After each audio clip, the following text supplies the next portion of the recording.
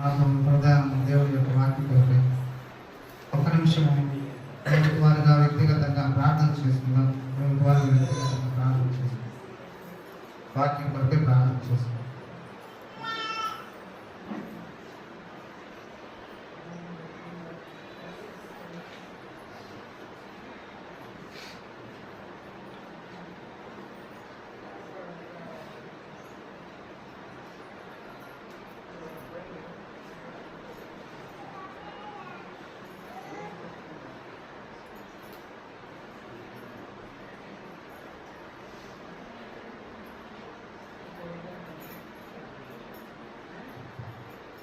పరలోకమందున్న మా తండ్రి, మా రక్షకుడైన యేసుక్రీస్తు ప్రభువా, ఆదరణకర్త పరిశుద్ధాత్మ త్రియేక దేవుడు, మాతోటి మీరు మాట్లాడమని ప్రార్థిస్తున్నాను. పరిశుద్ధాత్మ మీ ప్రసన్నతను మా మీద ఉంచండి. మీ కరుణా కటాక్షము మా మీద ఉంచండి. నేడు అని దినం ఉండగానే మేమందరము మీ సన్నిధిలో చేరి మిమ్మల్ని ఆరాధించుకునే భాగ్యాన్ని దయచేసినందుకు స్తోత్రాలు చెల్లిస్తున్నాము. మా అందరితో మీరు మాట్లాడమని ప్రార్థిస్తున్నాం. మాకు కావాల్సిన ఆత్మీయమైన ఆహారాన్ని దయచేయమని ప్రార్థిస్తున్నాం. మేమందరం మీ మాటలు నిశ్శబ్దంగా ఆలోచించుటకు శక్తిని ఆసక్తిని దయచేయమని ప్రార్థిస్తున్నాం. మా హృదయాన్ని తెరవండి, మా మనోనేత్రాన్ని తెరవండి, మా మనసును తెరవండి. ఈ వాక్యం చేత మా హృదయాన్ని నింపమని ప్రార్థిస్తున్నాం. మీకే స్తోత్రాలు చెల్లిస్తున్నాం. యేసుక్రీస్తు ప్రార్థన చేసి స్తుతించి అడిగి వేడుకున్న పరమ తండ్రి. ఆమేన్. హల్లెలూయా, హల్లెలూయా, హల్లెలూయా. మన ప్రభు అయిన యేసుక్రీస్తు ఘనమైన నామమునకు సమస్త ఘనత మహిమ ప్రభావములు కలుగును గాక. క్రీస్తునందు ప్రేమైన దేవుని సంగమా, చేరువచ్చిన ప్రతి ఒక్కరికి యేసుక్రీస్తు నామమున హృదయపూర్వక వందనాలు తెలియజేస్తున్నాను. పరిశుద్ధ గ్రంథం బైబిల్లో నుంచి దేవుని యొక్క వాక్యాలను ధ్యానం చేసి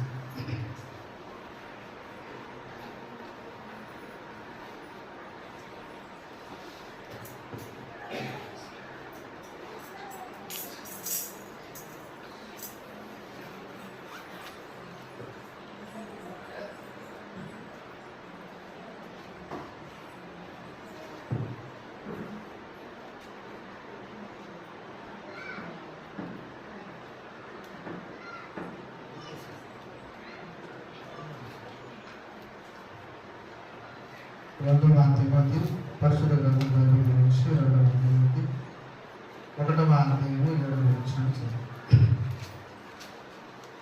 2వ తిమోతి 1వ అధ్యాయం.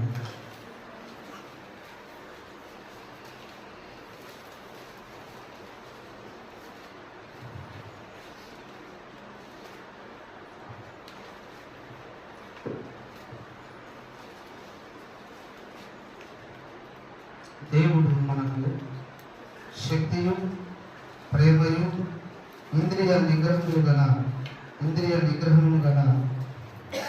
ఆత్మనే ఇచ్చును కానీ పెరిగితనం గల ఆత్మను ఇవ్వలేదు. పుట్టినట్లో 3 దగ్గర స్వస్థ బుద్ధి గల ఆత్మ. దేవుడు మనకు శక్తినిచ్చాడు, ప్రేమనిచ్చాడు, స్వస్థ బుద్ధి కలిగినటువంటి ఇంద్రియ నిగ్రహములను కలిగినటువంటి ఆత్మను ఇచ్చాడు. పిరికితనం గల ఆత్మను ఇవ్వలేదు. ఈరోజు దేవుడు మనతో మాట్లాడుతున్న విషయాలు 2 విషయాలు. 1 పిరికితనము, 2వది ధైర్యం. పిరికితనానికి వ్యతిరేకమైన పదమే ధైర్యం, ధైర్యానికి వ్యతిరేకమైన పదమే పిరికితనం. పిరికితనము అంటే భయం, భయము అంటే మనస్సులో భయపడి. అలాగే పిరికితనము లేకుంటే భీతి, భీరు, సోమరి ఇవన్నీ కూడా పిరికితనం కిందకి వస్తాయి. ధైర్యం లేనటువంటి వారు ప్రతిరోజు కూడా చచ్చిపోతారు. ధైర్యం లేనటువంటి వారు ప్రతిరోజు కూడా చచ్చిపోతారు. కానీ ధైర్యవంతులు ఒక్కసారి చచ్చిపోతారు, కానీ నిత్యము గుర్తుంటారు, నిత్యము కూడా గుర్తుంటారు. ప్రేమటువంటి దేవుని పిల్లగా, పిరికితనం అన్నది మనల్ని రోజు చంపేస్తుంది. మన లోపల మన మనసు అధైర్యంగా ఉన్నప్పుడు మనం ఏమైపోతామంటే చచ్చిపోయిన వారితో సమానంగా. అందుకోసమే శ్రమ దినమున నీవు కృంగిపోతే ఏమైపోతామంట? శాంతగాని మనమే. ప్రేమటువంటి దేవుని పిల్లగా, అలాగే పిరికితనం అన్నది ఒక లక్షణం, ఒక గుణం. జలుబు చేసినప్పుడు లేకుంటే జ్వరం వచ్చినప్పుడు ఏ విధంగా జ్వరానికి లక్షణాలు ఉంటాయో, దగ్గుకు ఏ విధంగా లక్షణాలు ఉంటాయో, పిరికితనం అన్నది కూడా అధికమైనటువంటి భయం, అధికమైనటువంటి భయం. ఒక వ్యక్తి ఒక మంచి కార్యం చేయడానికి రిస్క్ తీసుకోకుండా, శ్రమ పడకుండా, కష్టపడకుండా ఏం చేస్తుందంటే అది ఆపేస్తుంది. ప్రేమటువంటి దేవుని పిల్లగా, భీరువు అనేటువంటి పర్యాయ పదాన్ని కూడా మనం చూస్తే ఇక్కడ యుద్ధమందు ఓడిపోయి రక్షించమని బతిమాలుకోవడం. యుద్ధానికి వెళ్ళి ఓడిపోయి రక్షించమని బతిమాలుకోవడం. ఇక్కడ చూసినట్లయితే యుద్ధానికి వెళ్ళకుండానన్నా ఉండాలి, లేకపోతే యుద్ధానికి వెళ్తే గెలిచంగా రావాలి. ఒకవేళ చనిపోయినా దానికి విలువ ఉంటుంది కదా. ప్రేమటువంటి దేవుని పిల్లగా, ఇక్కడ మనం చూస్తే అలాగే చూడండి, పనిని తప్పించుకోవడం.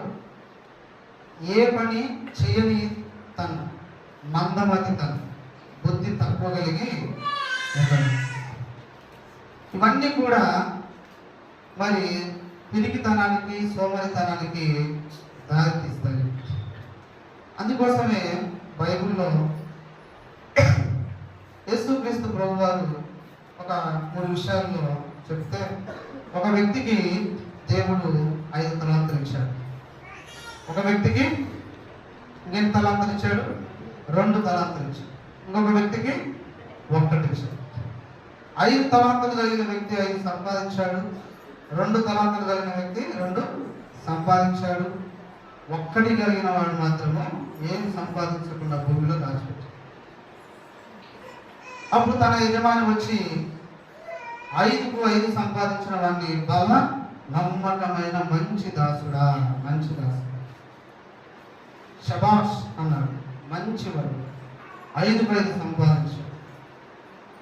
2కి 2 సంపాదించిన వాడిని బాగా మంచి దాసుడు అన్నాడు. ఒకదాన్ని ఇస్తే దానిని ఏం చేశాడంటే దాచిపెట్టాడు. అతడితో అన్న మాట ఏంటంటే, సోమరివైన చెడ్డ దాసుడా, సోమరివైన చెడ్డ. ప్రియమైనటువంటి దేవుని పిల్లగా, ఈ పిరికితనం అన్నది మనలో ఉన్నటువంటి మంచితనాన్ని కూడా ముంచేస్తుంది. మనం చేయగలిగి, సామర్థ్యం కలిగి, శక్తి కలిగి చేసేటువంటి ధైర్యం ఉన్న ఆ ధైర్యాన్ని అణచివేస్తుంది ఈ సోమరితనం, పిరికితనం. కాబట్టి ఇక్కడ మనం గమనించాల్సినటువంటి ఇంకొక సత్యం మనం గమనిస్తే, మనస్సులో భయం ఉండేటువంటి వారు. పిరికితనం ఏం చేస్తుందంటే జీవితంలో పదే పదే మనల్ని మరి ముంచేస్తుంది. అంటే ఒక వ్యక్తి పనిని వాయిదా వేయడం, తన కర్తవ్యాన్ని మర్చిపోవడం. ఇక్కడ కష్టం వచ్చిందని ఇంకోసారికి వెళ్ళడం. ఎక్కడ కష్టం ఉందో అక్కడ కష్టాన్ని ఎదుర్కోవాలి, అదే ధైర్యం. దేవునికి స్తోత్రం చేయండి. హల్లెలూయా. నువ్వు ప్రపంచంలో ఏ మూలకున్నా పోదు, మనకు ఉండాల్సిన కష్టం మనకు ఉండనే ఉంటుంది, ఎవరికి ఉండాల్సిన కష్టం మనకు ఉంటుంది. కాబట్టి దేవుని పిల్లగా, ఇక్కడ కష్టాలు వచ్చాయని ఇంకో చోటికి పోయాము, ఆడ కూడా ఉంటాయి కష్టాలు.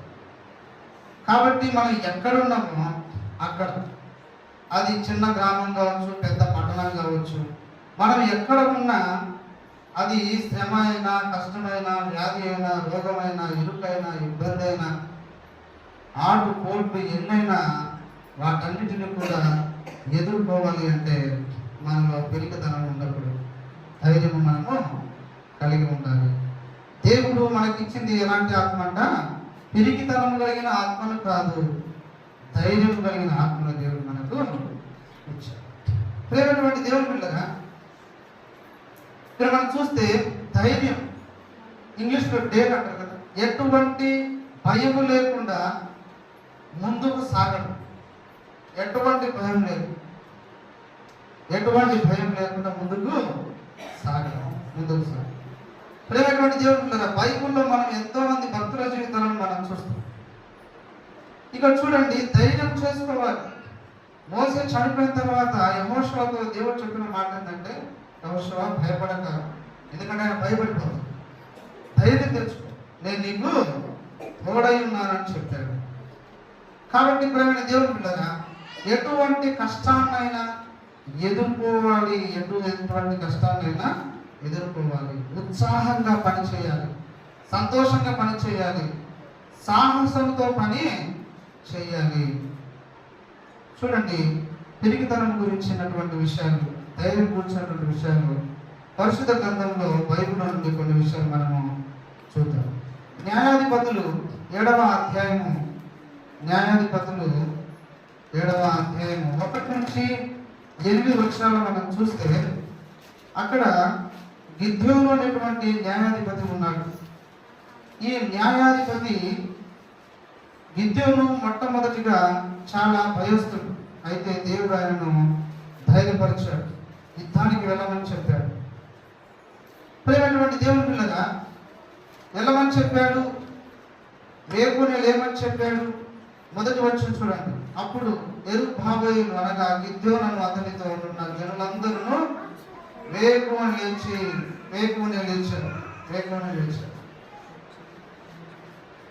యుద్ధానికి వెళ్ళేటువంటి సమయంలో దేవుడు మరి గిద్యోనుకు చెప్పినటువంటి మాట ఏంటంటే, ప్రేమైనటువంటి దేవుని పిల్లలు చూడండి, 2వ వచనం చూడండి, యెహోవా నీతోనున్న జనులు ఎక్కువ మంది, నేను వారి చేతికి మిద్యానీయులను అప్పగింపతగదు. ఇశ్రాయేలులు నా బాహుబలం, నాకు రక్షణ కలుగజేసుకొని నా మీద అతిశయిస్తారేమో. కాబట్టి నీవు ఏం చేస్తావంటే, ఎవడు భయపడి వణకుచున్నాడో వాడు త్వరపడి గిలాదు కొండ విడిచి తిరిగి వెళ్ళవలనని జనులను వినునట్లుగా ప్రకటించుమని గిద్యోనుతో సెలవించాడు. యుద్ధానికి వెళ్తున్నటువంటి సమయంలో, ఓ గిద్యోను, నీతో యుద్ధానికి వచ్చేటువంటి జనులు, ఆ జనుల్లో ఉన్నటువంటి సైనికులు ఎవరైతే భయపడుతున్నాడో, ఎవరైతే వణుకుతున్నాడో వారు ఏం చేయాలంట? తిరిగి ఇంటికి వెళ్ళమని చెప్పు అని చెప్పి అన్నారు. అప్పుడు జనులలో నుండి 22,000 మంది తిరిగి వెళ్ళారు. ఎంతమంది ఉన్నారండి? భయపడే వాళ్ళు 22,000 మంది ఉన్నారు. పిరికితనం కలిగిన వాళ్ళు 22,000 మంది ఉన్నారు. ప్రేమైన దేవుని పిల్లరా, ఈ 22,000 మందిలో నుండి మరలా దేవుడు చెప్పాడు, నీవు ఏం చేస్తావంటే ఒక వాగు దగ్గరికి వెళ్ళు, నీళ్ళ దగ్గరికి వెళ్ళు, అక్కడ మిగిలినటువంటి ప్రజలు నీళ్లు కుక్క గతికినట్లుగా నాలుకతో గతకారు అని చెప్పాడు. అప్పుడు కొంతమంది గతికారు, కొంతమంది ఇలా వంగి నీళ్లు గతకారు, కొంతమంది ఏమైపోయారంటే పడిపోయారు, కొంతమంది పడిపోయారు. అందులో నుంచి తేలినటువంటి వారు ఎంతమంది అంటే 300 మంది. ఎంతమంది చెప్పండి? 300. మిగిలిన జనులందరూ నీళ్లు త్రాగుటకు మోకాళ్ళని కురిగిపోయారు. భయపడిపోయినటువంటి వారు, జడిసినటువంటి వారు 22,000 మంది, మోకాళ్ళ మీద కురిగిపోయినటువంటి వారు కొంతమంది. మొత్తం మిగిలిన మంది ఎంతమంది అంటే 300 మందిని దేవుడు యుద్ధానికి సిద్ధం చేశాడు. ప్రేమైనటువంటి దేవుని పిల్లరా, ఇక్కడ చూసినట్లయితే నీవు నేను ఒక మంచి పని చేసేటప్పుడు నీవు భయపడకూడదు. దేవునికి స్తోత్రం చేద్దాం. హల్లెలూయా, హల్లెలూయా. మనం ఒక మంచి పని చేసేటప్పుడు నీవు భయపడకూడదు, నీలో భయం ఉండకూడదు. మనం భయపడకూడదు, మనలో భయం ఉండకూడదు. నీవు ఒక మంచి పని చేసేటప్పుడు నీతోటి భయపడే వాళ్ళు ఉండకూడదు. నీవు ఒక మంచి పని చేసేటప్పుడు నీతో భయపడే వాళ్ళు ఉండకూడదు. ఎందుకంటే నీవు వారిని వెంట పెట్టుకొని తీసుకెళ్తే వాళ్ళు కూడా నిన్ను భయపిస్తారు. వాళ్ళు భయపడతారు, నిన్ను భయపిస్తారు. గిద్యోను భయపడేటువంటి వారు, వణుకుతున్నటువంటి వారు అందులో నుంచి అన్నికి పంపించారు. ఒక మంచి కార్యం చేసేటప్పుడు ప్రేమైనటువంటి దేవుని బిడ్డరా, నీవు నేను దేవుని కొరకు ఒక కార్యం చేసేటప్పుడు, సంఘం కొరకు ఒక కార్యం చేసేటప్పుడు, సమాజం కొరకు ఒక కార్యం చేసేటప్పుడు, కుటుంబం కోసం కార్యం చేసేటప్పుడు, ఏదైనా ఒక మంచి కార్యం చేసేటప్పుడు మనలో ఏముండకూడదంట? పిరికితనము ఉండకూడదు. ఆ పిరికితనము నిన్ను కుంగజేస్తుంది. నువ్వు చేయాల్సిన కర్తవ్యాన్ని చేయకుండా చేస్తుంది. నువ్వు చేరాల్సిన గమ్యాన్ని చేరుకోకుండా చేస్తుంది. నిన్ను కుడి ఎడమలకు తిప్పుతుంది. నీవు చేరాల్సిన గమ్యాన్ని కదా నిన్ను చేర్చు. ప్రేమైనటువంటి దేవుని పిల్లరా, అలాగే మనం చూస్తే మొదటి సమూయేలు 17వ అధ్యాయంలో మనం చూస్తే దావీదు మరి గొర్రెలు కాస్తున్నటువంటి సందర్భం, గొల్యాత్ అనేటువంటి ఫిలిస్తీయుడు ఏం చేస్తున్నాడంటే 40 రోజులు కాళ్ళు రూపుతూ ఉన్నాడు, దుమ్ము లేచేటట్టు మరి యుద్ధానికి కేకలు వేస్తున్నాడు, రంకెలు వేస్తూ ఉన్నాడు. ఆ సమయంలో సౌలు ఏమయ్యాడంటే 17వ అధ్యాయం 11వ వచనం చూడండి. సౌలును ఇశ్రాయేలీయులందరూ ఆ ఫిలిస్తీయుని మాటలు విన్నప్పుడు బహు భీతులైపోయారు. 6 మురల జానడు ఎత్తున్నాడు, డాలు ఉంది, ఈట ఉంది, భల్లెము ఉంది. అతని రూపానికి చూసి భయపడిపోతున్నారు, అతని ఆకారాన్ని చూసి భయపడిపోతూ ఉన్నారు. రాజు సహితము భయపడిపోయాడు, ప్రజలు సహితం భయపడిపోతున్నారు, సైనికులు సహితం భయపడిపోతూ ఉన్నారు, భీతులైపోయారు. భయంతో తమ ప్రాణాలను గుప్పెట్లో పెట్టుకొని ఉంటూ ఉన్నారు. ప్రేమైనటువంటి దేవుని పిల్లగా నిజంగా చూసినట్లయితే అదే సమయంలో 17వ అధ్యాయం 26వ వచనం చూడండి. దావీదుకి సంగతి తెలిసింది. దావీదు అంటున్నాడు, జీవము గల దేవుని సైన్యములను తిరస్కరించుటకు ఈ సున్నతి లేని ఫిలిస్తీయుడు ఎంతటి వాడు? వాడిని చంపి ఇశ్రాయేలు నుండి ఈ నింద తొలగించి వానికి బహుమతి ఏమని తన యందు నిలిచిన వారిని అడిగారు. అందరూ కూడా ఫిలిస్తీయుడైనటువంటి గొల్యాతును చూసి భయపడిపోతుంటే దావీదేమన్నాడు? జీవము కలిగిన దేవుని సైన్యాన్ని తిరస్కరించుటకు ఈ ఫిలిస్తీయుడు ఎంతటి వాడు? వాడిని నేను చంపుతాను. వాడిని చూస్తేనే భయపడిపోతున్నారు అందరూ. దావీదేమన్నాడు? వాడిని నేను చంపుతాను. ఇతని ఈ ధైర్యం ఎక్కడి నుంచి వచ్చింది? ప్రేమైనటువంటి దేవుని పిల్లగా ఈ విషయం ఆ నోట ఈ నోట పడి రాజు దగ్గరికి వెళ్ళింది. ప్రేమైనటువంటి దేవుని పిల్లలు చూడండి, 31వ వచనం 32వ వచనంలో చూడండి. దావీదు చెప్పిన మాటలు నలుగురికి తెలియగా ఈ నోట పడి ఆ నోట పడి ఈ చెవుల పడి ఆ చెవుల పడి మొత్తానికి రాజు దగ్గరికి పోయింది. రాజుకు తెలియజేసినప్పుడు రాజు అన్నాడు, దావీదుని పిలిపించాడు, ఈ ఫిలిస్తీయుని బట్టి ఎవరి మనసును కృంగ నిమిత్తం లేదయ్యా, మీ దాసుడునైనా నేను వానితో పోట్లాడునని దావీదు సౌలుతో అన్నాడు. అప్పుడు సౌలు అంటున్నాడు, ఈ ఫిలిస్తీయుని ఎదుర్కొని వానితో పోట్లాడుటకు నీకు బలము చాలదు కదా బాబు, నీకు బలము చాలదు. నీవేమో బాలుడవు, నువ్వేమో పిల్లోడివి. వాడు బాల్యం నుండి యుద్ధాభ్యాసము చేసిన వాడని దావీదుతో అన్నాడు. రాజు ఏం చేస్తున్నాడంటే దావీదుని చూసినప్పుడు, నువ్వేమో పిల్లోడివి, వాడేమో చిన్నప్పటి నుంచి యుద్ధాభ్యాసం చేసినటువంటి వాడు, కాబట్టి నీవు అతనితోటి ఎలా పోట్లాడుతావు అని చెప్పేసి అన్నాడు. 34వ వచనం చూడండి.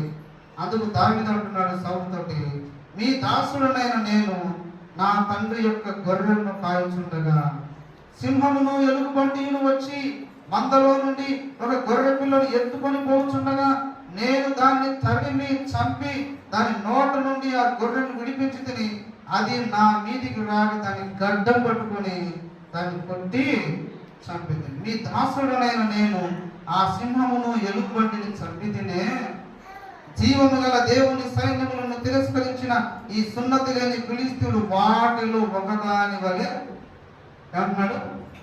ఆ సింహంలో ఆ ఎలుగుబంటిలో వీడు కూడా ఒకలాంటి వాడు అని చెప్పేసి అంటున్నాడు. ప్రేమైనటువంటి దేవుని పిల్లగా, సింహం యొక్క బలము నుండి, ఎలుగుబంటి యొక్క బలము నుండి నన్ను రక్షించిన యెహోవా ఈ ఫిలిష్తీయుని చేతిలో నుండి కూడాను నన్ను విడిపించునని చెప్పాను. దేవునికి స్తోత్రం. హల్లెలూయా, హల్లెలూయా. ఇతని ధైర్యం ఏంటి అంటే ప్రేమైనటువంటి దేవుని పిల్లగా, ఇతని ధైర్యం దేవుడే.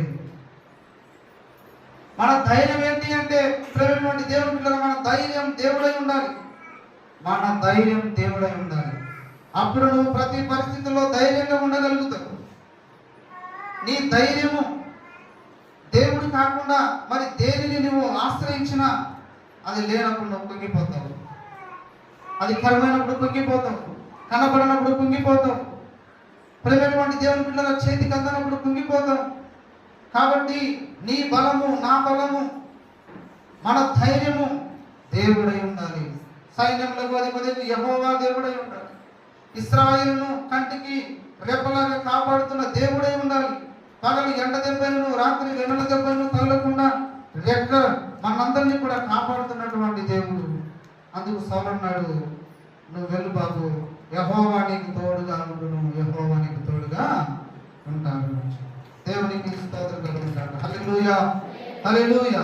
ప్రేమైనటువంటి దేవుని పిల్లగా 45వ వచనంలో దావీదు అంటున్నాడు చూడండి. దావీదు అంటున్నాడు, నీకు కత్తియు ఈట బల్లాన్ని పట్టుకొని వస్తున్నావు, అయితే నీవు తిరస్కరించిన ఇశ్రాయేలుల సైన్యములకు అధిపతి యెహోవా పేరట నేను నీ మీదకి వస్తున్నాను. ఈ ఫిలిష్తీయుడు ఎలా వస్తున్నాడు? డాలు పట్టుకున్నాడు, ఒడిశ మరి కర్రను పట్టుకున్నాడు. అలాగే చూస్తే తన దేవతల పేరుట శపిస్తూ ఉన్నాడు. అలాగే నీ మాంసాన్ని ఆకాశ పక్షులకు భూమృగానికి వేస్తానని ఫిలిష్తీయుడైనటువంటి గొల్యాతు దావీదుతో అంటూ ఉన్నాడు. దావీదు అంటున్నాడు, గొల్యాతు నువ్వైతే కత్తితో వస్తున్నావు, నీవైతే ఈటతో వస్తున్నావు, నీవైతే బల్లెంతో వస్తున్నావు, నేనైతే యెహోవా నామమున వస్తున్నాను. హల్లెలూయా, హల్లెలూయా, హల్లెలూయా. అరే బాబు, నీ ధైర్యం కత్తి అయితే నా ధైర్యం దేవుడు, నీ ధైర్యం ఈట అయితే నా ధైర్యం దేవుడు, నీ ధైర్యం బల్యం అయితే నా ధైర్యం దేవుడు. కత్తి అయినా ఈటైనా బల్యమైనా ఇరిగిపోతుంది, తుప్పు పట్టుద్ది, ఎండిపోద్ది, ఒకసారి కనపడదు. కానీ దేవుడు నీకు ఎల్లప్పుడూ తోడుగా. దేవుణ్ణి నీవు ఆశ్రయిస్తే, దేవుడు నీకు బలముగా ఉంటే దేవుడు నీకు జయమునిస్తాడు. ప్రేమైనటువంటి దేవుని పిల్లరా, అతను అంటున్నటువంటి మాట చూడండి 46వ వచనంలో, ఈ దినమున యెహోవా నిన్ను నా చేతికి అప్పగిస్తాను, నేను నిన్ను చంపి నీ తల తెగవేస్తాను.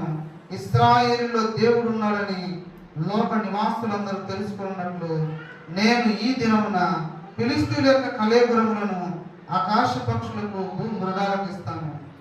అప్పుడు యెహోవా కత్తి చేతను ఈట చేతను రక్షించువాడు కాడని ఈ దండు వారందరూ తెలుసుకుందరు. మన బలము కత్తి కాదు, మన బలము ధనము కాదు, మన బలము ఆస్తి కాదు, మన బలము ఈట కాదు. మన బలము మనల్ని రక్షించే దేవుడు, మనల్ని కాపాడే దేవుడు. ఆయన మిమ్మును, ఆయన మనల్ని, యుద్ధము యెహోవాదే, ఆయన మిమ్మును మా చేతికి అప్పగిస్తాడు. యుద్ధం ఏమని చెప్పండి? యుద్ధం నాది కాదు. యుద్ధం ఎవరికి చెప్పండి? దేవునిది. దేవునికి స్తోత్రం కలుగును గాక. హల్లెలూయా. దేవుని పక్షాన నీవు నిలబడితే సైన్యములకు అధిపతి అయినటువంటి దేవుడు నీకు ముందు ఆయన నిలబడతాడు, నీ పక్షాన ఆయన నిలబడతాడు. నీ శత్రువులను ఎదుర్కొనడానికి శక్తిని దేవుడు నీకు ఇస్తాడు, నీకు బలాన్ని దేవుడు ఇస్తాడు. ప్రేమైన దేవుని పిల్లగా గమనించినట్లయితే దావీదు చిన్న రాయితోటి, ఒడిసెలతోటి, రాయితోటి ఆ గొల్యాతును చంపేశాడు. తన కత్తిని తీసుకొని, తన కత్తులను తీసుకొని ఆ గొల్యాతు యొక్క తలను తెగ నరికేశాడు. అప్పుడు ఫిలిష్తీయులందరూ కూడా పారిపోయారు. ఒక చిన్న పిల్లవాడు, ఒక బలసూర్యుడైనటువంటి గొల్యాతును చంపాడు. ఆయన బలం ఏంటంటే కండబలం కాదు, గుండె బలం. దేవునికి స్తోత్రం చేద్దాం. హల్లెలూయా, హల్లెలూయా. ప్రేమ దేవుని పిల్లగా, కండ వలన బలం వచ్చేది కాదండి. గుండెలో నిబ్బరం ఉంటే, గుండెలో ధైర్యం ఉంటే, గుండెలో మరి దేవుని యొక్క ధైర్యం నీవు సమస్యలను నువ్వు జయించగలవు.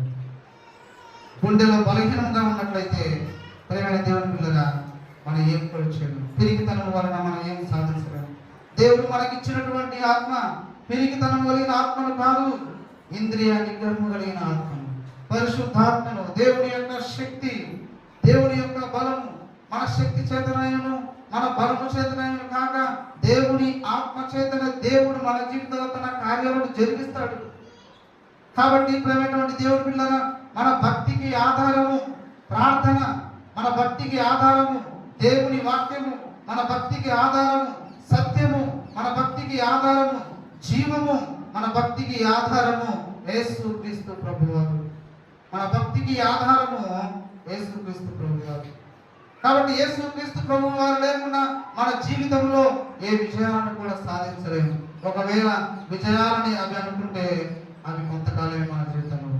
ప్రేమైనటువంటి దేవుని పిల్లలు, అలాగే మనం గమనించినట్లయితే దానియేలు యొక్క జీవితాల్లో మనం చూస్తే 3వ అధ్యాయము, దానియేలు 3వ అధ్యాయం 15, 16, 18 వచనం చూస్తే షడ్రక్ మెషక్ అబేద్నెగోలు వీరందరూ కూడా జీవము కలిగినటువంటి దేవుణ్ణి ఆరాధన చేస్తూ ఉన్నారు.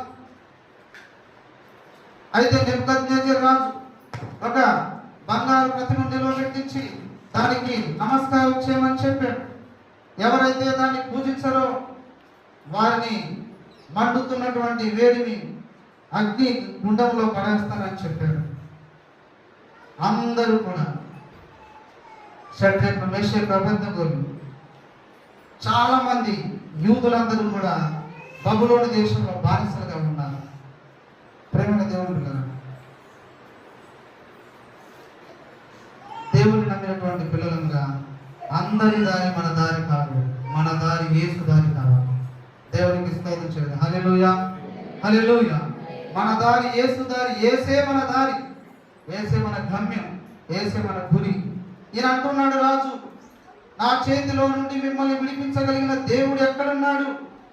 ఓ షడ్రక్ మెషక్ అబేద్నెగో, ఇదిగో నేను నిలవబెట్టినటువంటి నా ప్రతిమకు, నేను నిలవబెట్టినటువంటి నా బొమ్మకు మీరు మొక్కాలి, మొక్కకపోతే మేము అగ్నిగుండం వేస్తాము.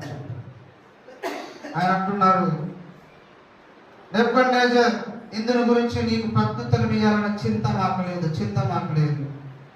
మేము సేవించుచున్న దేవుడు మండుచున్న వేడి మిగిలిన ఈ అగ్ని గుండంలో నుండి మమ్మల్ని తప్పించి రక్షించుటకు సమర్థుడు, మరియు నీ వశమున పడకుండా ఆయన మమ్మను రక్షించును. ఒకవేళ ఆయన రక్షింపకపోయినను 2 విషయాలు ఉన్నాయి చూడండి. ఒకటి, విడిపించడానికి తప్పించడానికి సమర్థుడు. ఒకవేళ రక్షించకపోయినా నీవు నిలవబెట్టినటువంటి ప్రతిమ మాత్రమేమో పూజించమని తెలుసుకో అని చెప్పాను. ఈ మాట ఆయనకు హత్యాగ్రహం తీసుకుని వచ్చింది. షడ్రక్ మెషక్ అబేద్నెగోలు ఏం చేశాడంటే కాళ్ళు చేతులు కట్టేసి బంధించి అగ్నిగుండంలో పడేసి, ఆ అగ్నిగుండంలో 3 తిరుగుతూ ఉన్నారు. కొంత సమయానికి 4వ వ్యక్తి ప్రత్యక్షమయ్యాడు. హల్లెలూయా, హల్లెలూయా, హల్లెలూయా. అగ్నిలో మనం నడిచిన, నీళ్ళలో మనం నడిచిన దేవుడు మనకు తోడుగా ఉంటాడు. దేవుని కొరకు, నీతి నిజాయితీ కొరకు, సత్యము కొరకు, ధర్మం కొరకు, మేలు కొరకు, ఒక మంచి పని కోసము నువ్వు ధైర్యంగా నిలబడితే దేవుడు నీ పక్షాన ఉంటాడు. ప్రేమైనటువంటి దేవుని బిడ్డలారా, కాబట్టి దేవుని కొరకు నిలబడినప్పుడు, ఒక మంచి కార్యానికి నిలబడినప్పుడు ఆటుపోట్లు ఎదురైతే అయినా ధైర్యం తెచ్చుకో, నిలబడు. దేవుడు నీకు శ్రమలో తోడుగా ఉంటాడు. ఆ రాజు అంటూ ఉన్నాడు, 23వ వచనం చూడండి. షడ్రక్ మెషక్ అబేద్నెగోలైన 3 మనుషులు బంధింపబడిన వారై వేడిమి కలిగిన మండుచున్న ఆ గుండంలో పడగా రాజుకు నెబుకద్నెజర్ ఆశ్చర్యపడి తీవ్రముగా లేచి, మేము 3 మనుషులను బంధించి ఈ అగ్నిలో వేసింది కదా అని తన మంత్రులను అడిగాడు. వారు రాజా సత్యమని చెప్పారు. అందుకు రాజు అంటున్నాడు, నేను 4 మనుషులను బంధకములు లేక అగ్నిలో సంచరించుట చూచుచున్నాను, వారికి హాని ఏమీ కలగలేదు. 4వ వాని రూపం దేవతల రూపం ఉంది. దేవునికి స్తోత్రం. హల్లెలూయా, అంత మంది ఉంటే రాజుకి ఎందుకు కనపడ్డాడు ఆ 4వ వ్యక్తి? ఆయన ఏమన్నాడంటే, నా చేతిలో నుండి విడిపించగలిగిన దేవుడు ఎక్కడున్నాడు అన్నాడు. అందుకోసమే ఇదిగో నీ చేతిలో నుంచి విడిపించడానికి నా బిడ్డలకు నేను తోడుగా ఉన్నాను, అగ్ని గుండంలోనే సరే అని అతడికే కనపడ్డాడు. దేవునికి స్తోత్రం. హల్లెలూయా, హల్లెలూయా. ప్రియమైనటువంటి దేవుని బిడ్డలారా, కాబట్టి షడ్రక్ మెషక్ అబేద్నెగో అనేటువంటి దేవుడు మహోన్నతుడు దేవుని సేవకులారా బయటికి రండి. వారు శాసనాలను మార్చారు, దేవుని కోసం నిలబడ్డారు, చట్టాలను మార్చారు. ఆ రాజు అంటున్నాడు, ప్రేమటువంటి దేవుని పిల్లరా 29వ వచనంలో, ఈ విధముగా రక్షించుటకు సమర్థుడకు దేవుడు కాక మరి ఏ దేవుడునో లేడు. ఏ దేవుడు? షడ్రక్ మెషక్ అబేద్నెగో అనేటువంటి దేవుణ్ణి ఎవరైతే నమ్ముకోరో, ఎవరైతే దూషిస్తారో వాడు ఎలా అయిపోతాడంట? తుత్తనీయులుగా చేయబడతాడు. వాడి ఇల్లు ఎప్పుడు పెంటగా ఉంటుంది. ప్రియమైనటువంటి దేవుని పిల్లగా, నిజంగా చూడండి, ఒక రాజు తన జీవితాన్ని మార్చుకోగలిగినటువంటి ధైర్యం ఈ షడ్రక్ మెషక్ అబేద్నెగో చేశారు. చివరికి ఆ రాజ్యం అంతా కూడా మార్చబడింది, చట్టాలు మార్చబడ్డాయి. దేవుడు షడ్రక్ మెషక్ అబేద్నెగోను అక్కడ దేవుడు వాడుకున్నాడు. దానియేలు యథార్థంగా ఆరాధన చేస్తూ ఉన్నాడు. అతన్ని సింహాల బోనులో పడేశారు.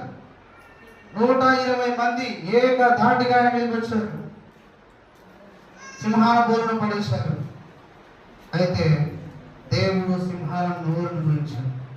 దేవునికి స్తోత్రం. హల్లెలూయా, హల్లెలూయా. ప్రియమైనటువంటి దేవుని బిడ్డలారా, జీవము కలిగిన దేవుని సేవకుడైనటువంటి దానియేలు 6వ అధ్యాయం 27వ వచనం, నిత్యము నీవు సేవించుచున్న నీ దేవుడు నిన్ను రక్షింపగలిగిన. నీవు సేవిస్తున్న దేవుడు, నీవు పూజిస్తున్న దేవుడు, నీవు ఆరాధిస్తున్న దేవుడు, నువ్వు ప్రార్థిస్తున్నటువంటి దేవుడు నిన్ను రక్షించడానికి సమర్థుడు. కాబట్టి సింహాల బోనులైనా, అవి అగ్ని గుండాలైనా, ఎర్ర సముద్రాలైనా, అది యోర్దాను నది అయినా, యేసుక్రీస్తు ప్రభు వారిని నమ్ముకున్నప్పుడు ఆ ధైర్యాన్ని దేవుడు మనకు ఇస్తాడు. దేవునికి స్తోత్రం. హల్లెలూయా, హల్లెలూయా.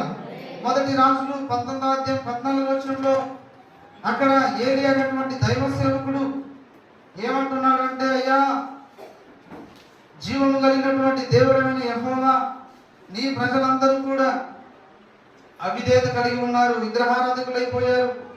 నేను నీ కొరకు రోషం కలిగి ఉన్నాను, యథార్థత కలిగి ఉన్నాను, పరిశుద్ధత కలిగి ఉన్నాను. దేవుని కొరకు రోషము కలిగిన వారే ఉండాలి. దేవుని కొరకు రోషం కలిగి మనం జీవించాలి. దేవుని కొరకు మనం పరిశుద్ధత కలిగి జీవించాలి. దేవుని కొరకు మనం యథార్థంగా జీవించాలి. ప్రేమైనటువంటి దేవుని కదా. కాబట్టి 450 మంది ఒక మాట అయితే, ఏలియాది ఒక మాట. ప్రేమ దేవుని కదా, లోకమంతా ఏకమైన దేవుని కొరకు నువ్వు నిలబడితే దేవుడు నీ పక్షాన ఉంటాడు. దేవునికి స్తోత్రం. హల్లెలూయా, హల్లెలూయా, హల్లెలూయా. నీవు యథార్థమైన మార్గంలో, మంచి మార్గంలో, సత్య మార్గంలో జీవిస్తున్నప్పుడు నీకు కష్టాలు ఎదురు కావచ్చు, కానీ ఆ కష్టాలలో నీకు జయ జీవితాన్ని ఇచ్చేటువంటి సత్యవంతుడైన దేవుడు నీ ఎదురుగా ఉన్నాడు అనేటువంటి సత్యాన్ని మనం ఎప్పుడు కూడా మర్చిపోకూడదు.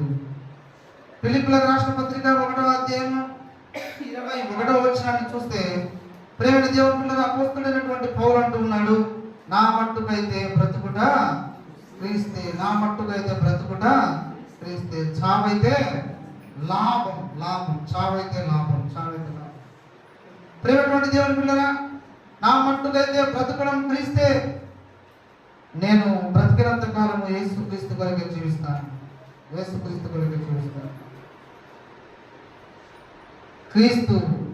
కొరకే జీవిస్తాను, క్రీస్తు కొరకే మరణిస్తాను. ప్రేమటువంటి దేవుడు నిజముగా జీవితంలో ఎన్ని కష్టాలు ఎదుర్కొన్నాడు. గలతీయులకు రాసిన పత్రిక 2వ అధ్యాయము 20వ వచనం కూడా ఒకసారి చూడండి. గలతీయులకు రాసిన పత్రిక 2వ అధ్యాయము 20వ వచనం. నేను క్రీస్తుతో కూడా సిలువ వేయబడి ఉన్నాను. నేను క్రీస్తుతో కూడా సిలువ వేయబడి ఉన్నాను. ఇకను జీవించువాడను నేను కాను, క్రీస్తే నా యందు జీవిస్తూ ఉన్నాడు. నేను ఇప్పుడు శరీరమందు జీవించుతున్న జీవితం నన్ను ప్రేమించి నా కొరకు తన్ను తాను అప్పగించుకొనిన దేవుని కుమారుని యందలి విశ్వాసము వలన జీవించుచున్నాను. నేను క్రీస్తు కొరకు జీవిస్తున్నాను. క్రీస్తు నా యందు ఉన్నాడు, నేను ఆయన యందు ఉన్నాను. కాబట్టి నేను జీవిస్తే నా జీవితం అంతా కూడా నన్ను ప్రేమిస్తూ నా కోసం ప్రాణం పెట్టిన యేసు క్రీస్తు కొరకు నేను జీవిస్తాను. ప్రియమైనటువంటి దేవుని పిల్లరా, అయితే నిజంగా అలాంటి పరిస్థితుల్లో పౌలు ఉన్నటువంటి పరిస్థితుల్లో మనం ఉంటే మన పరిస్థితి ఏంటి అని కూడా ఆలోచన చేస్తే, పౌలు జీవితంలో 2వ కొరింథీయుల రాష్ట్ర పత్రిక 11వ అధ్యాయము 25వ వచనాన్ని మనం చూస్తే, 11వ అధ్యాయం 25వ వచనంలో ప్రియమైనటువంటి దేవుని పిల్లలు చూడండి, 24 నుంచి చదువుతున్నాడు, 24 నుంచి చదువుతున్నాడు, 23 నుంచి కూడా చదువు.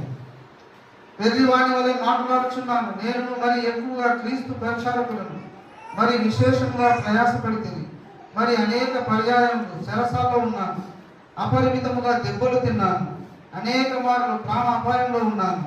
యూదుల చేత 5 మార్లు 1 తక్కువ 40 దెబ్బలు తిన్నాను. 3 సార్లు బెత్తములతో కొట్టబడ్డాను, 1 సారి రాళ్లతో కొట్టబడ్డాను. 3 సార్లు ఓడ పగిలిపోయింది, శ్రమల పాలయ్యాను.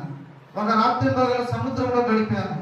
అనేక సార్లు ప్రయాణములలోను, నదులలోను, ఆపదలలోను, దొంగల వలన ఆపదలలోను, నా స్వజనుల వలన ఆపదలలోను, అన్యజనుల వలన ఆపదలలోను, పట్టణములో ఆపదలలోను, అరణ్యములో ఆపదలలోను, సముద్రంలో ఆపదలలోను, కపట సహోదరుల వలన ఆపదలలోను నేను ఉన్నాను.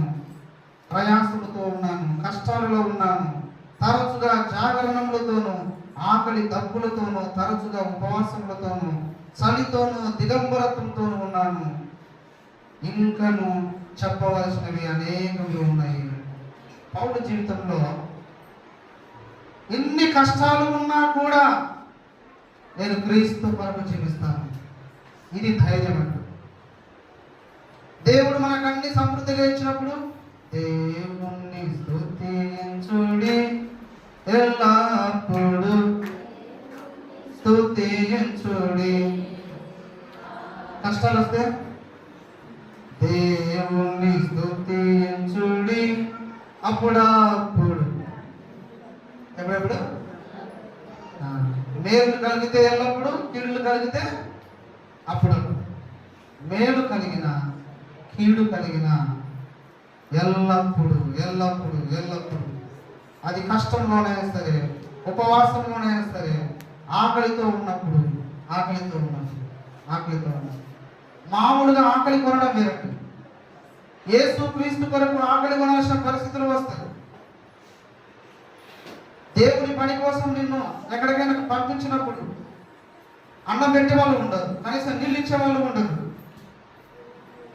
కనిగిరి ప్రాంతంలో సేవ చేస్తున్నప్పుడు కనీసం నీళ్ళు ఇచ్చిన వాళ్ళు కూడా లేరు. నాకు కూర్చోమని చెప్పిన వాళ్ళు కూడా లేరు. ముఖం మీదనే నన్ను ఇంటికి పంపించేశారు. ఆకలి ఉన్న రోజులు ఉన్నాయి, దప్పికొన్న రోజులు ఉన్నాయి, ఉపవాసం ఉన్న రోజులు ఉన్నాయి. దేవుని కొరకు మనం జీవించాలి. దేవుని కొరకు మనం జీవించాలి. ప్రేమైనటువంటి దేవుని పిల్లరా, ఉపవాసం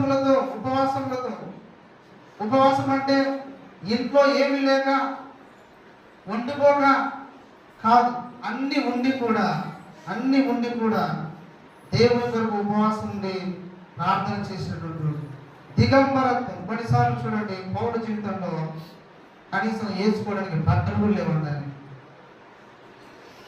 చాలా మంది పిల్లలు క్రిస్మస్ అప్పుడు కానీ ఏదైనా ఫేర్వెల్ పార్టీలు ఏదైనా వస్తే, ఫంక్షన్లు వస్తే బట్టలు పట్టలేదు ఎన్నిసార్లు అడుగుతారు.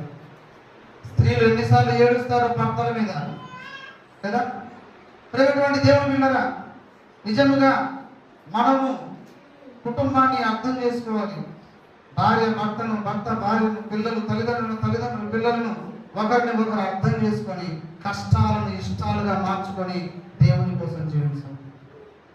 కష్టం వచ్చింది కదా అని, నష్టం వచ్చింది కదా అని, వ్యాధి వచ్చింది కదా అని, బాధ వచ్చింది కదా అని ఆ కష్టాన్ని తలంచుకొని ఆ నష్టాన్ని తలంచుకొని కుంగిపోకూడదు. నీ కోసం నా కోసం సిలువలో వేలాడబడినటువంటి యేసు క్రీస్తు వైపు మనం చూడాలి. అప్పుడు మనకు కష్టముగా అనిపించదు. ప్రియమైనటువంటి దేవుని పిల్లరా, 12వ అధ్యాయంలో చూస్తే ఆయనకు కళ్ళకు జబ్బు ఉంది, కంటకు నీళ్ళు వస్తున్నాయి, పొరలు కారుతూ ఉన్నాయి. దేవునికి 3 సార్లు ప్రార్థన చేశారు, దేవుడు దాన్ని తీసివేయలేదు. దేవుడు మనకి ఏదైనా బలహీనత ఉంటే ప్రార్థన చేసినప్పుడు ఆ కష్టం పోవట్లేదు, ఆ రోగం పోవట్లేదు, ఆ బాధ పోవట్లేదు, ఎన్నిసార్లు ప్రార్థన చేసినా అది జరగట్లేదు, అప్పుడు కూడా దేవుని యందు విశ్వాసం ఉంచాలి. అదే ధైర్యం. జరిగితేనే కాదు దేవుడు, జరగకపోయినా మన దేవుడే. దేవునికి స్తోత్రం చెల్లిద్దాం. హల్లెలూయా, హల్లెలూయా, హల్లెలూయా. నేను ఎల్లప్పుడూ బలహీనుడను. నేను ఎప్పుడైతే బలహీనుడనో అప్పుడే బలవంతుడను. క్రీస్తు నిమిత్తము నాకు కలిగిన బలహీనతలు, నిందలు, ఇబ్బందులు, హింసలు, ఉపద్రవంలో నేను సంతోషించుచున్నాను. ప్రియమైన దేవుని పిల్లరా, పౌలు జీవితాన్ని మనము ఆలోచన చేస్తే ఈయన నిందలలో, బలహీనతల్లో, ఇబ్బందుల్లో, హింసల్లో, ఉపద్రవాల్లో ఏం చేస్తున్నాడంట? సంతోషిస్తున్నాడండి. ఇది ధైర్యం అంటే. ఏంటి ఆ ధైర్యం అంటే? నిన్ను నిందించినప్పుడు సంతోషించు, దూషించినప్పుడు సంతోషించు, నువ్వు ఆకలిగా ఉన్నప్పుడు సంతోషించు, ఇబ్బందులో ఉన్నప్పుడు సంతోషించు, హింసిస్తున్నప్పుడు సంతోషించు. అదే యేసు క్రీస్తు ప్రభు వారు మనకి ఇచ్చినటువంటి నిగ్రహము కలిగిన ఆత్మ, పరిశుద్ధాత్మ, దేవుని యొక్క శక్తి. మనుషులు మనల్ని బలపరిస్తే వచ్చేది కాదు బలము. దేవుడు మనకు ధైర్యం ఇస్తే వాటిలో మనము వేధించగలము, జయించగలము. ప్రియమైనటువంటి దేవుని పిల్లలు, ఎఫెసీయులకు రాసిన పత్రిక 6వ అధ్యాయంలో మనం చూస్తే ఇప్పుడు యుద్ధాలు చేయాలంటే బయటికి వెళ్ళి మనుషుల మీద గొడవలు పెట్టుకోవడం కాదు. యుద్ధము, ధైర్యము అంటే ఎదురు తిరగడం కాదు. ధైర్యము అంటే ప్రియమైనటువంటి దేవుని పిల్లలు చూడండి, 6వ అధ్యాయంలో 10వ వచనం మనం చూస్తే, తుదకు ప్రభు యొక్క మహాశక్తిని బట్టి ఆయన యందు బలవంతులై ఉండండి.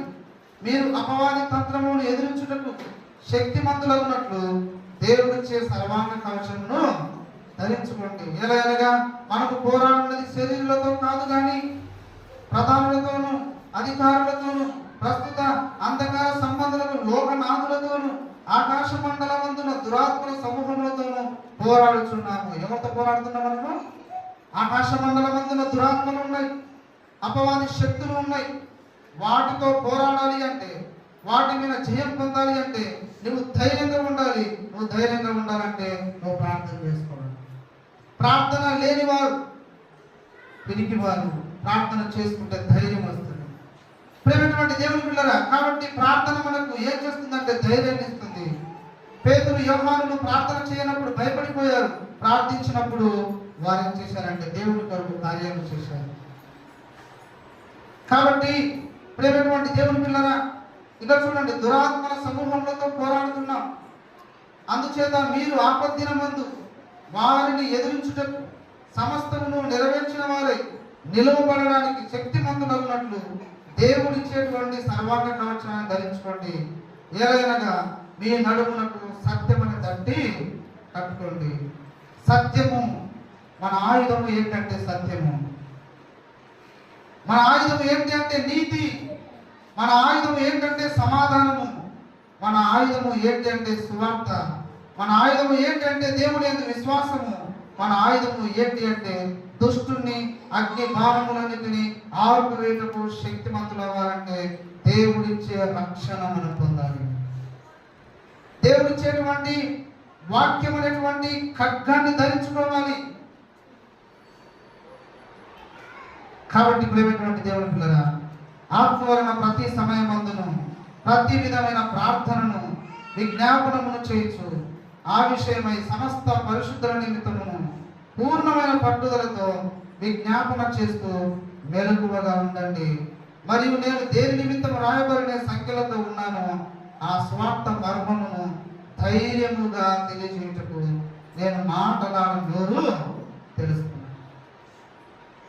ఆ మాట్లాడడానికి నోరు తెచ్చేది కూడా దేవుడే, మాట్లాడకు శక్తినిచ్చేది కూడా దేవుడే. కాబట్టి ప్రేమటువంటి దేవుడు పట్టుదల కలిగి, పూర్ణమైన పట్టుదల కలిగి విజ్ఞాపన చేస్తూ వేదముగా ఉండండి. మన విరోధైనటువంటి అపవాది సాతాను ఎవరి నింపుదమా అని చెప్పేసి గర్జించు సింహములే ఎదురు చూస్తున్నాడు. కాబట్టి అపవాది వేసే అగ్ని బాణాలన్నింటినీ ఆర్పివేటకు శక్తిమంతులు అవ్వాలి అంటే దేవుడు ఇచ్చినటువంటి ఆయుధము ప్రార్థన, ఇవన్నీ కూడా మనము ధరించాలి. మొదటి కొరింథీయుల రాష్ట్ర పత్రిక 15వ అధ్యాయంలో చూస్తే యేసు క్రీస్తు ప్రభువారు 3వ వచనంలో చూడండి, నాకు ఇవ్వబడిన ఉపదేశం ఏంటంటే లేఖనముల ప్రకారం క్రీస్తు మన పాపముల నిమిత్తము మృతి పొందాడు, సమాధి చేయబడ్డాడు, లేఖనముల ప్రకారం 3వ దినమున లేపబడ్డాడు. మరణం అందరినీ ఓడించింది. మరణం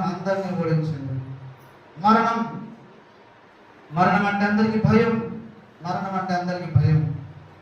ప్రేమ దేవుడు కదా, మరణం అందరినీ ఓడించింది, కానీ మరణాన్ని యేసు ఓడించాడు. గట్టిగా చప్పట్లు కొట్టి దేవుడు హల్లెలూయా, హల్లెలూయా, హల్లెలూయా. ఎవరైనా సరే ప్రేమటువంటి దేవుని పిల్లగా మరణానికి భయపడే మనిషి అంటే ఎవరు లేరు. అయితే నీవు నేను యేసుక్రీస్తునందు విశ్వాసం ఉంచిన ప్రతి ఒక్కరూ మరణానికి భయపడాల్సిన అవసరం లేదు. ఎందుకు అంటే ఆ మరణాన్ని ఓడించాడు యేసు. కాబట్టి మన ధైర్యం ఏంటంటే మరణాన్ని ఓడించి గెలిచి తిరిగి లేచిన యేసుక్రీస్తు ప్రభువారే.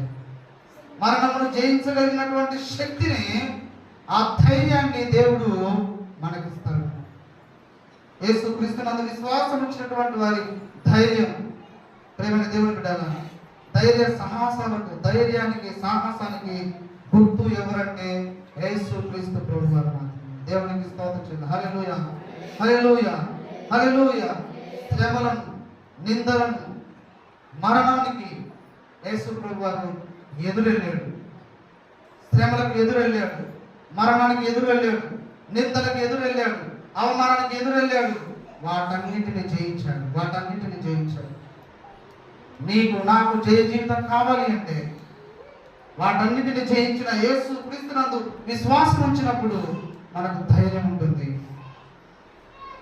కాబట్టి ప్రేమటువంటి దేవుని పిల్లగా మరణానికి ఎదురుగా నిలబడి మరణాన్ని జయించి తిరిగి లేచిన యేసు క్రీస్తునందు విశ్వాసం ఉంచినటువంటి నీవు యేసును కలిగి ఉంటే ఇలాంటి ధైర్యం నీకు నాకు మనకు ఉంటుంది.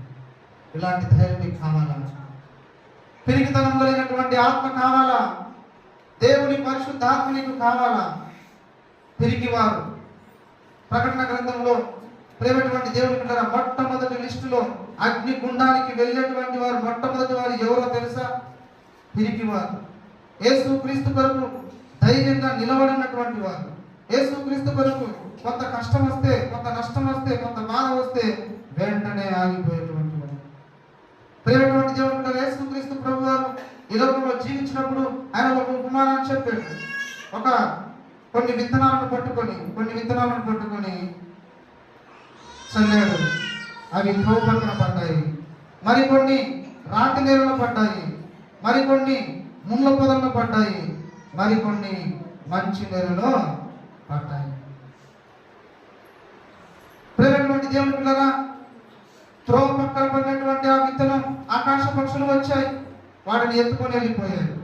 అనగా వాక్యాన్ని విన్న వెంటనే అపవాదైనటువంటి సాతాను త్రోవ పక్కన ఉన్నటువంటి నేల ఎలా ఉంటుందండి? అందరూ నడిచి గట్టిగా ఉంటుంది. ఆ విత్తనం లోపలికి వెళ్ళదు. కాబట్టి ఎవరి గుండె అయితే, ఎవరి మనసు అయితే గట్టిగా, మొండిగా, కరుపుగా, కఠినంగా ఉంటుందో వాళ్ళ వాక్యాన్ని వింటారు, కానీ ఆ వాక్యం ఇంటికి వెళ్ళడం కూడా ఉండదు. అపవాది ఎత్తుకొని వెళ్ళిపోతాడు. మన హృదయంలో దాన్ని పని చేయనివ్వడు. రెండవదిగా మనం చూస్తే, రెండవది ఎక్కడ పడ్డాయి? అవి రాతి నేలలో పడ్డాయి. కొంత చెమ్మ ఉంది, కొంత రాయి ఉంది, అవి మొలకెత్తాయి. కొంతకాలం నీళ్ళు ఉండిపోయాయి. ప్రేమటువంటి దేవుని పిల్లరా, ఇక్కడ మనం గమనించినట్లయితే ఆ చెమ్మ కొంత ఎదిగాయి, కానీ ఆ పంట ఉన్నందువలన నేలలో ఆ మొక్క ఎదగలేకపోయింది. కాబట్టి కఠినమైనటువంటి మనస్సు మన హృదయంలో వాక్యాన్ని ఎదగనివ్వదు. మొండితనం కలిగినటువంటి మనస్సు మన హృదయంలో వాక్యాన్ని ఎదగనీయకుండా అణిసివేస్తుంది, మనం ఆత్మీయంగా ఎదగకుండా చేస్తుంది. కాబట్టి ప్రేమైనటువంటి దేవుని పిల్లగా మూడవది ఎక్కడ పడ్డాయంట? ముళ్ళ పొదల్లో పడ్డాయి. ముళ్ళు ఏం చేస్తున్నాయంటే అవి ఎదిగాయి. ఆ ముళ్ళ వలన ఈ మొక్క ఎదగలేకపోతుంది. కారణం ఏంటంటే ఆ ముళ్ళు వాటిని వంచేస్తుంది. మానవుని హృదయంలో ముళ్ళు, గర్వం, అహంకారం, అసూయ, బాధ, ద్వేషం ఇవన్నీ కూడా మనని ఎదగలేకుండా చేస్తాయి. మరికొన్ని ఎక్కడ పడ్డాయంట? మంచి నీళ్ళు పడ్డాయి. అవి కొన్ని 30దంతలుగా, 60దంతలుగా, 100దంతలుగా అన్ని ఫలించాయి. దేవునికి స్తోత్రం. హల్లెలూయా. మంచి నేల, మెత్తని నేల. ఆ మెత్తని నేలలో విత్తనం పడితే అది పడగానే అది మొలకెత్తింది, ఎదిగింది, ఫలించింది, ఫలాలనిచ్చింది. మెత్తని హృదయం కలిగిన వారి జీవితాల్లో దేవుని యొక్క వాక్యము ఎదుగుతాం, ఫలిస్తాం, అభివృద్ధి చెందుతాం, ఆశీర్వదించబడతాం. మన వలన అందరికీ దీవెనకరంగా మనము ఉంటాం. 21వ అధ్యాయము ప్రకటన గ్రంథము 21వ అధ్యాయం 8వ వచనం మనం చూస్తే, పిరికివారు, అవిశ్వాసులు, అసహ్యులు, నరహంతకులు, వ్యభిచారులు, మాంత్రికులు, విగ్రహారాధికులు, అబద్ధికులు అందరూ అగ్ని గంధకములతో మండు గుండములో పాలు పొందుదురు. ఇది రెండవ మరణం. దేవుని కొరకు షడ్రక్, మెషక్, అబేద్నెగోలు ధైర్యంగా నిలబడ్డారు. ఒకవేళ వాళ్ళు పిరికి వాళ్ళగా ఉంటే ఆ దేశాన్ని మార్చుకునేవాళ్ళు కాదు.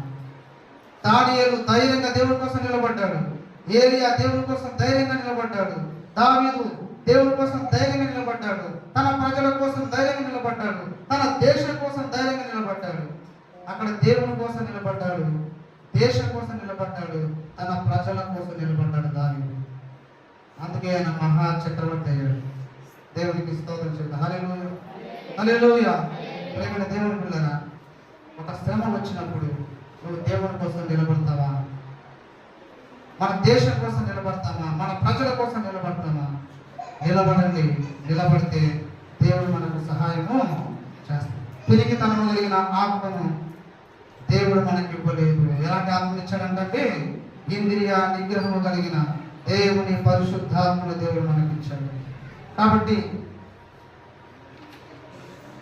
యేసుక్రీస్తు కొరకు ఏదైనా శ్రమ వస్తే దాన్ని పట్టుకుందాం, దేవుని కొరకు నిలబడదాం. దేవుడు మనకు సహాయము చేస్తాడు. పిరికితనమును మన హృదయం నుంచి తొలగించుకుందాం. పిరికితనము వలన మనము ఇతరులకు అది నష్టాన్ని కలుగజేస్తుంది. ఏంటి అంటే మనం చూసాం. అందరం కూడా కళ్ళు మూసుకుందాం. ఒక నిమిషం ఎత్తబడిన వాక్యం కొరకు ప్రార్థన చేసుకుందాం. దేవా, నేను నీ కొరకు ధైర్యంగా నీ పనులు చేయాలి. నీ కోసం నేను నిలబడాలి. నా దేశం కోసం నేను నిలబడాలి. నా ప్రజల కోసం నేను నిలబడాలి. నీ కార్యాల కోసం నేను నిలబడాలి. నాకు శక్తిని ఇవ్వండి నాయన. అందరం ఒకసారి లేచి నిలబడదామా? రెండు చేతులు ఎత్తుదాం. ఆకాశం వైపు మన చేతులు చాపుదాం. దేవునికి ఒక్క నిమిషం ప్రార్థన చేద్దాం.